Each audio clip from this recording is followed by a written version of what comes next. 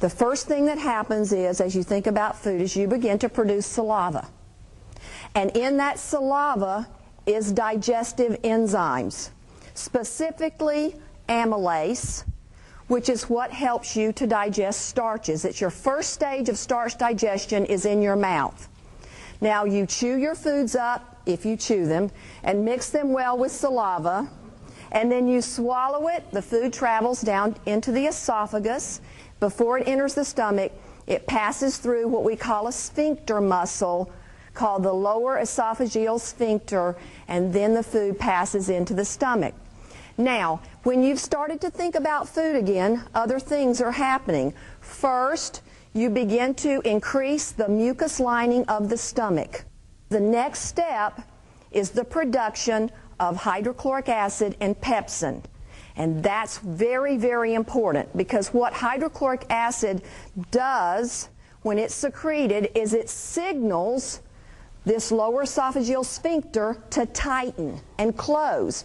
Because guess what happens? You begin to churn the food up, and if that sphincter muscle doesn't tighten and close, you will reflux food into the esophagus. Your esophagus doesn't have a mucus lining to protect it, so it's going to irritate and inflame it if you reflux your foods.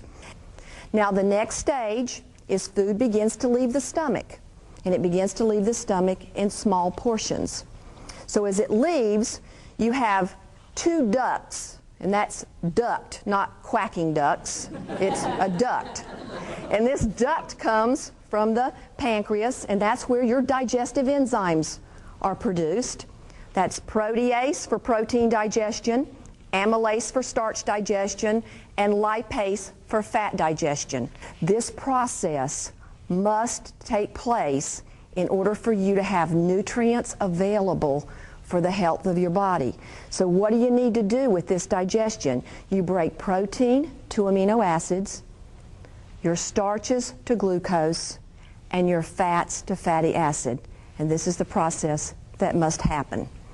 Now the next step, food travels into the small intestine. This is where most of our nutrients are absorbed. So we have in this small intestine a nice mucus lining, and it is sort of like your gatekeeper, this small intestine. And what I mean by that, if you've properly broken down your protein, your starches, and your fats, your gatekeeper, which is your mucus lining, says, okay, you can enter the bloodstream to provide nutrients for your body. It also acts as a barrier, so it's like a filter.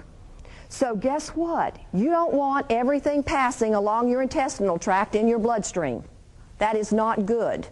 So it is a barrier to keep out undigested foods, bacteria, parasites, anything like that from entering your bloodstream. So this small intestine is crucial to the health of the rest of your body. Now next is your large intestine, or we call it the colon. So as contents are coming over through the ileocecal valve into the large intestine, they should be in a liquid form. What does the colon do? It takes the water out of it. Very simple. It moves it up across the transverse colon, down the descending colon, and out the body. And as it does so, as it extracts more water from it, you develop a more solid bowel movement. Now, in this colon is something called bacteria. And you know what? We have become so bacteriophobic in this country. But this bacteria, most of it, is very friendly to you, and you have about 2 to 4 pounds of it, which is about the size and weight of a brick. Now, next thing that occurs is something called a bowel movement that we don't want to talk about.